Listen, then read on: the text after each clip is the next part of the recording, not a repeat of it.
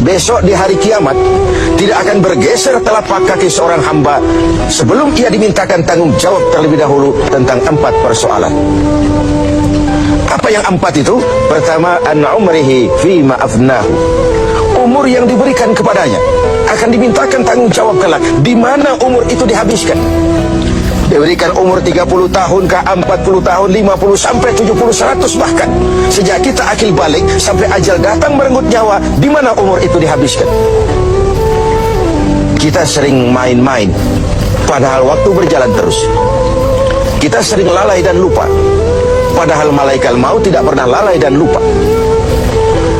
Seorang Nabi Yakub alaihissalam, seketika akan ajal, beliau menanyakan, kalau saya ajal kenapa tidak diberitahu lebih dahulu? Kata malaikat maut, sudah diberitahu.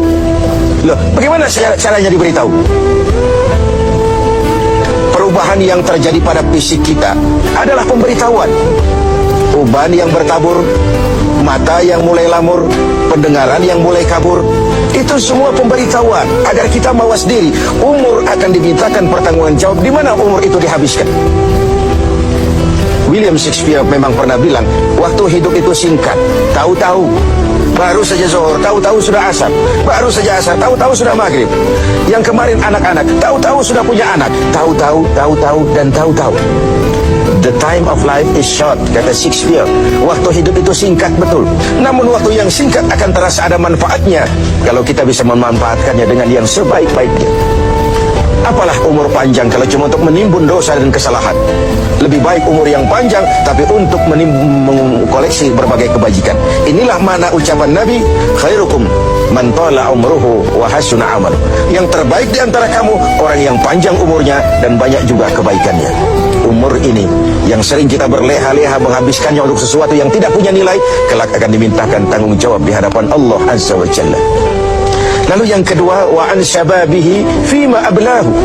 Masa muda, pernah diberikan umur muda, di mana dihabiskan umur muda itu? Hura-hura atau untuk sesuatu yang bermanfaat? Dahulu ada seorang selebritis lah kalau zaman kita sekarang, namanya Ibrahim bin Adham, namanya Malik bin Dinar. Namanya saja sudah Malik bin Dinar, Raja bin Uam. Hidupnya jet set. Satu malam dia mengadakan pesta di rumah mewahnya. Datang seorang pengemis, bertanya kepada penjaga pintu, siapa yang punya rumah ini? Bos saya. Iya, Malik bin Dinar. Oh, orang kaya? Orang kaya. Selebriti? Selebriti. Dia hamba apa orang merdeka? Dia orang merdeka. Kalau hamba bagaimana bisa pesta sehebat ini? Orang tua itu senyum lalu bilang, sampaikan kepada bosmu Malik bin Dinar, dia memang orang merdeka. Kalau dia hamba bukan seperti ini pekerjaannya. Dia orang merdeka, dilarang tidak terlarang, dicegah pun tidak tercegah. Merdeka dia memperturutkan hawa nafsunya. Kalau dia hamba Allah, bukan begini pekerjaannya. Menghabis-habiskan waktu untuk pesta, hura-hura, sesuatu yang tidak ada gunanya. Ini disampaikan kepada Malik bin Dinar. Dia tercenung mendengar orang tua yang misterius itu. Malamnya dia bermimpi kiamat datang. Dia akan dia masukkan ke dalam neraka. Karena itulah lalu dia bertobat dan kemudian menjadi ahli sufi yang terkenal, Malik bin Dinar. Masa muda akan dimintakan tanggung jawab. Yang ketiga, wa an ilmihi maza amilabi. Ilmu yang dimilikinya, kemana ilmu itu diamalkan? Untuk mencerdaskan orang atau untuk membodohi orang yang memang sudah bodoh? Untuk membimbing umat atau menyesatkan orang lain? Agar hamba menjadi hamba Allah atau agar orang menghambakan dia? Ilmu akan dimintakan pertanggungan jawab. Yang terakhir, wa an malihi min aina iktasabahu wa fima anfaqahu. Kita akan dimintakan tanggung jawab tentang harta kita. Dari mana harta itu didapat dan kemana harta itu dibelanjakan. Perhatikan yang terakhir ini. Tentang ilmu, pertanyaan akhirat cuma satu, ilmumu kau amalkan untuk apa? Tentang umur, pertanyaan akhirat pun satu, umurmu kau habiskan di mana? Tentang masa muda, pertanyaan akhirat juga satu, masa mudamu kau gunakan buat apa?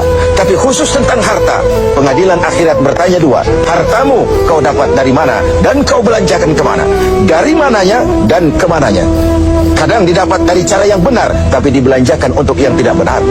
Atau bisa juga didapat dari cara yang tidak benar dibelanjakan kepada jalan yang benar. Itu pun tidak mungkin kedua-duanya. Pemirsa TV7 yang berbahagia, mudah-mudahan kita tidak bernasib seperti orang tua pengusaha di awal pertemuan kita ini. Semoga kita menjadi orang yang bisa mempertanggungjawabkan baik umur, masa muda, ilmu pengetahuan, dan harta yang dititipkan Allah kepada kita. Tidak satupun yang akan luput dari pengadilan akhirat.